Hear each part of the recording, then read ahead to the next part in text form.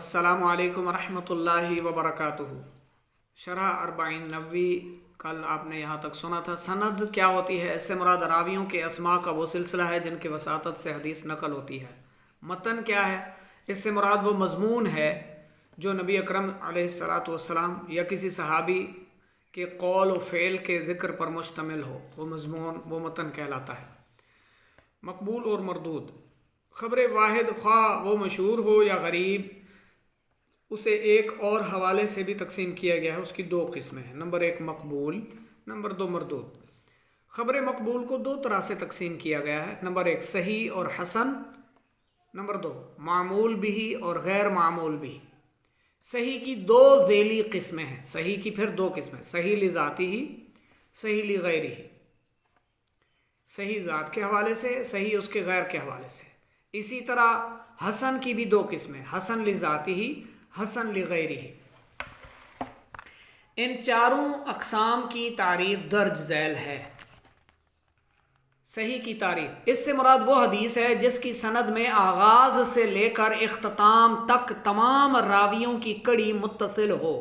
वो तमाम रावी आदिल हों, ज़ाबित हों, मिले हुए हों और इस हदीस के मतन में कोई शद्दोज़ व इल्लत ना हो, यानी कोई इनमें झूठा रावी या जो मशकूक हो, जिसमें शक हो, जिसकी शख्सियत पर शक हो, जो अपनी दीगर ज़िंदगी में झूठ बोलता हो, तो कोई इस तरह का ना हो, शदूज़ व इल्लत ना हो। कोई गोया इस तारीफ़ में 5 बुनियादी चीज़ों का जिक्र है, जिनमें से एक शर्त का ताल्लुक़ हदीस के मतन के साथ है, जबकि बकिया 4 शर्तें हदीस की सनद के साथ ताल्लुक़ रखती हैं, जिनमें से 2 का ताल्लुक़ रावी की शख्सियत से है और एक शर्त रावियों के एक दूसरे से ताल्लुक़ पर मुश्तमिल है।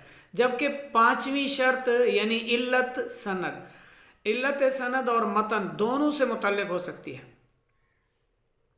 जो 5वीं शर्त है यानी इल्लत, ये सनद और मतन दोनों से मुतल्लिक हो सकती है। सही का हुक्म, मुहद्दिसीन का इस बात पर इत्तिफाक है कि खबर सही पर अमल करना वाजिब है। इल्म उसूल फ़िक़्ह के माहिरीन सही हदीस को शरई अहकाम का बुनियादी माखूज़ करार देते हैं, जिसकी मुखालिफत करने का किसी को हक़ हासिल नहीं है।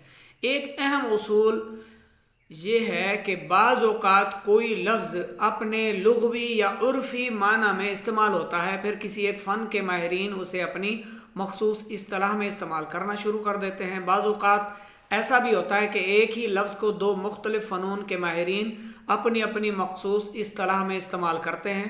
इसलिए ये बात हमेशा पेश नज़र रहे कि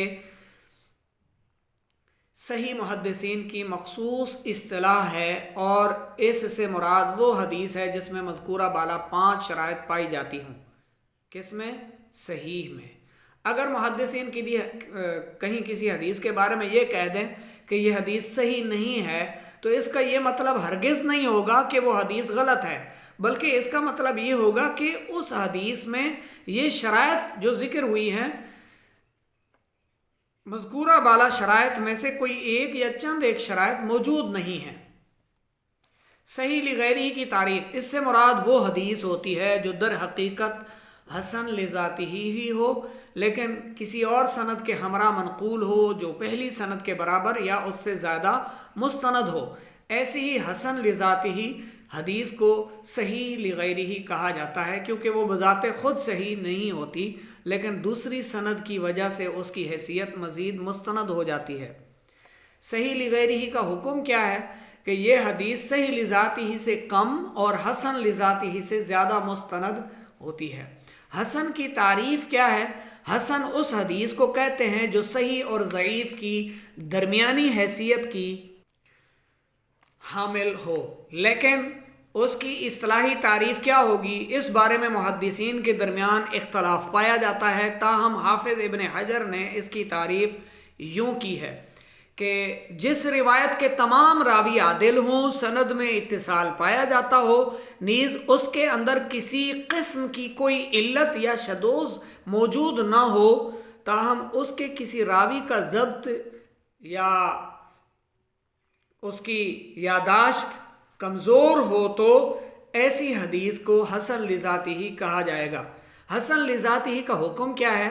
اگرچہ تکنیکی اعتبار سے یہ روایت صحیح لذاتی ہی جتنی مستند تو نہیں ہوتی، مگر دلیل اور ثبوت کے طور پر پیش کرنے کے حوالے سے یہ صحیح لذاتی ہی جتنی مستند ہے۔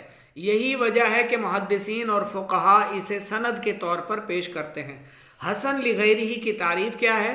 اس سے مراد وہ ضعیف روایت ہے جو کئی اسناد کے ہمراہ منقول ہو، تاہم اس ضعیف روایت کا ضعف راوی کے فسق یا کذب کی وجہ سے نہ ہو، راوی کے فسق یا کذب کی وجہ سے اس کا ضعف نہ ہو۔ حسن لغیرہ کا حکم، کیونکہ یہ حدیث مقبول ہی کی ایک قسم ہے، اس لیے اسے ایسی حدیث سے استدلال کرنا جائز ہے۔ سابقہ سطور میں ہم اس بات کی وضاحت کر چکے ہیں کہ قابل عمل ہونے یا نہ ہونے کے اعتبار سے خبر مقبول کی دو بنیادی قسمیں ہیں، ایک معمول بھی، دوسری غیر معمول بھی۔ اور معمول بھی حدیث کی دو قسمیں اور ہیں، ایک ہے محکم، دوسری ہے ناسخ۔ غیر معمول بھی کی بھی دو قسمیں ہیں، ایک ہے منسوخ، دوسری ہے مختلف۔ محکم کی تعریف کیا ہے؟ کہ اس سے مراد وہ مقبول حدیث ہے جس کی معارض یعنی ٹکراؤ میں کوئی حدیث موجود نہ ہو۔ ناسخ کی تعریف کیا ہے؟ اس سے مراد وہ حدیث ہے جس کی وجہ سے کسی دوسری حدیث کا کوئی حکم منسوخ یعنی کالعدم قرار دیا جائے۔ اور مختلف کی تعریف کیا ہے؟ اس سے مراد وہ مقبول حدیث ہے جس کی معارض یعنی ٹکراؤ میں کوئی دوسری حدیث موجود ہو اور ان دونوں احادیث کے درمیان تطبیق ممکن نہ ہو۔ منسوخ کیا ہے؟ اس سے مراد وہ حدیث ہے جس کا حکم کسی اور حدیث کی وجہ سے کالعدم قرار پائے۔ خبر مردود کیا ہے؟ علم حدیث کے طالب علم کے لیے یہ جاننا بہت ضروری ہے کہ علم حدیث کی کتابوں میں بہت سی روایات نبی اکرم صلی اللہ علیہ وآلہ وسلم سے منسوب ہیں، لیکن یہ تمام روایات قابل قبول نہیں ہیں۔ جو روایات ناقابل قبول ہوں محدثین انہیں خبر مردود کہتے ہیں، یعنی جسے مسترد کر دیا جائے۔ کسی حدیث کو مسترد کرنے کی بہت سی وجوہات ہیں، محدثین نے ان میں سے بعض وجوہات کی موجودگی کے حوالے سے مخصوصی اصطلاحات مقرر کی ہیں، جبکہ بعض صورتوں کی نشاندہی کے لیے مخصوص اصطلاح مقرر کرنے کی بجائے انہیں ضعیف کی عمومی اصطلاح میں ذکر کر دیا جاتا ہے۔ ضعیف کی تعریف کیا ہے؟ وہ روایت جو کسی تکنیکی خامی کی وجہ سے کم از کم حسن کے مرتبے تک بھی نہ پہنچ سکے۔ ضعیف کا حکم کیا ہے؟ ضعیف روایت کے ذریعے کسی بنیادی عقیدے یا فقہی اعتبار سے کسی حلال یا حرام حکم کو ثابت نہیں کیا جا سکتا۔ نوٹ: یہاں یہ اصول پیش نظر رکھیں کہ کسی حدیث کے ضعیف ہونے کا یہ مطلب ہرگز نہیں ہے کہ وہ سرے سے حدیث ہی نہیں ہے، کیونکہ جو بات سرے سے حدیث ہی نہ ہو، یعنی کسی نے اپنی طرف سے ایجاد کر کے گھڑ کر نبی اکرم صلی اللہ علیہ وآلہ وسلم سے منسوب کر دیا ہو، تو ایسی روایت کو محدثین کی اصطلاح میں موضوع کہا جاتا ہے۔ محدثین کا اس بات پر اتفاق ہے کہ ضعیف روایات کو حدیث کے طور پر نقل کیا جا سکتا ہے، البتہ موضوع روایت کو حدیث کے طور پر نقل کرنا جائز نہیں۔ موضوع یعنی گھڑی ہوئی۔ ترغیب و ترہیب کے لیے، فضائل کے اظہار کے لیے، واعظ و نصیحت کے لیے ضعیف روایات کو نقل کیا جا سکتا ہے، لیکن موضوع روایت کو نقل کرنا، لانا، سننا، دیکھنا، پڑھنا وہ جائز ہی نہیں ہے کہ وہ موضوع ہے، گھڑی ہوئی ہے، جس کو خبر مردود کہا گیا، جس کو مسترد کیا گیا، جس کو قبول ہی نہیں کیا گیا اس کے صحیح نہ ہونے کی وجہ سے۔ ضعیف کی اقسام عام طور پر کسی روایت کی ضعف کا تعلق دو چیزوں سے ہوتا ہے۔ پہلا تو سند میں انقطاع آ جاتا ہے، سند میں جو ہے وہ کہیں نہ کہیں سند قطع ہو جاتی ہے، ٹوٹ جاتی ہے، کڑی جو تھی وہ متصل نہیں ہوتی، یعنی راویوں کی کڑی کا درمیان سے ٹوٹ جانا یہ انقطاع کہلاتا ہے، سند میں انقطاع۔ دوسرا یہ ہے کہ کسی راوی میں کسی شخصی خامی کا موجود ہونا، کہ وہ جو راوی ہے نا اس کے اندر کوئی خامی موجود ہو تو اس کو بھی پھر وہ حدیث کو ضعیف کی کیٹیگری میں شمار کیا جاتا ہے۔ کسی حدیث کی سند میں انقطاع کا مطلب یہ ہے کہ سند کے دوران کہیں بھی کسی ایک یا ایک سے زیادہ راویوں کا ذکر نہ ہونا، یعنی نبی کریم صلی اللہ علیہ وآلہ وسلم سے لے کر حدیث تحریر کرنے والے محدث تک جن راویوں کے نام بطور حوالہ ذکر کرنے ہوں ان میں سے کسی ایک کا ذکر موجود نہ ہو۔ اصول حدیث کے ماہرین نے اس انقطاع کی دو بنیادی قسمیں بیان کی ہیں۔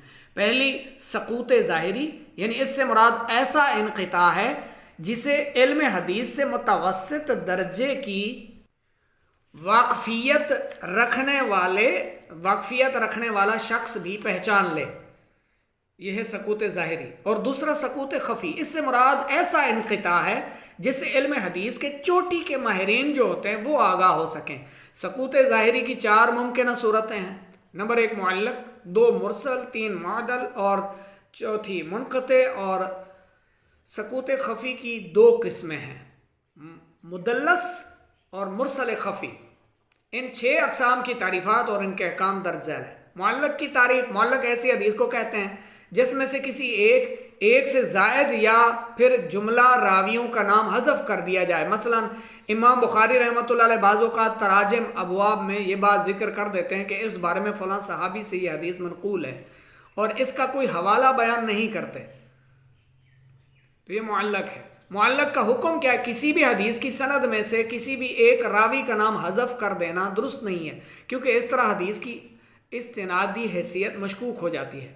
مرسل کی تعریف یہ ہے کہ اس سے مراد وہ حدیث ہے جس میں صحابی کے علاوہ تمام راویوں کے نام مذکور ہوں، اسماء مذکور ہوں، یعنی کوئی تابعی حدیث نقل کرتے وقت صحابی کا حوالہ دیے بغیر براہ راست نبی اکرم صلی اللہ علیہ وآلہ وسلم کے حوالے سے نقل کر دے۔ مرسل کے حکم کے بارے میں اہل علم کے درمیان اختلاف پایا جاتا ہے۔ بعض اہل علم کے نزدیک کیونکہ حدیث مرسل بھی حدیث منقطع ہے، منقطع کی ایک قسم ہے، اس لیے دیگر منقطع روایات کی طرح یہ بھی غیر مستند قرار دی جائے گی۔ حدیث مرسل کی قبولیت کے لیے درج ذیل شرائط میں سے کسی ایک کا پایا جانا ضروری ہے۔ نمبر 1، وہ مرسل حدیث کسی اور حوالے سے مسند حدیث کے طور پر منقول ہو۔ دوسرا، وہی مرسل روایت کسی اور سند کے ہمراہ کسی اور حوالے سے منقول ہو۔ تیسرا، وہ مرسل حدیث کسی صحابی کے قول سے موافقت رکھتی ہو۔ چوتھا، اکثر اہل علم کا فتویٰ اس مرسل حدیث کے مضمون کے مطابق ہو۔ مرسل صحابی، بعض اوقات ایسا بھی ہوتا ہے کہ کوئی صحابی نبی اکرم صلی اللہ علیہ وآلہ وسلم کے حوالے سے کوئی روایت نقل کر دیتے ہیں، حالانکہ اس بارے میں یہ بات یقینی ہوتی ہے کہ وہ صحابی خود اس موقع پر موجود نہیں ہوں گے، جس کا لازمی مطلب یہ ہے کہ اس صحابی نے اس روایت کو کسی اور صحابی سے سنا ہوگا، مگر پھر اس کا حوالہ دیے بغیر اسے نبی اکرم صلی اللہ علیہ وآلہ وسلم کے حوالے سے نقل کر دیا، تو اس کو کیا کہیں گے؟ مرسل صحابی۔ مرسل صحابی کا حکم کیا ہے کہ محدثین اس بات پر متفق ہیں کہ صحابی کی مرسل حدیث مستند شمار ہوگی، کیونکہ تمام صحابہ مستند ہیں علیہم رضوان۔ معدل کی تعریف کیا ہے؟ اس سے مراد وہ حدیث ہے جس کی سند میں 2 یا 2 سے زیادہ راوی موجود نہ ہوں۔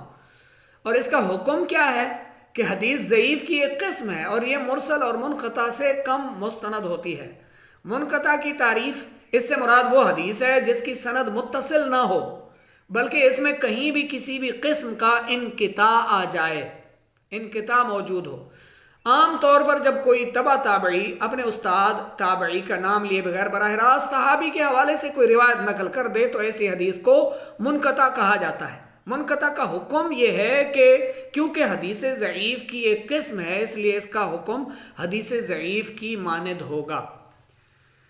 کتب حدیث کی اقسام، پہلی قسم ہے صحیح۔ اس سے مراد احادیث کا وہ مجموعہ ہے جسے مرتب کرنے والے محدث نے اس بات کا اہتمام کیا ہوا ہے کہ اس میں صرف وہ روایات نقل کی جائیں گی جو محدثین کی اصطلاح کے مطابق صحیح ہوں۔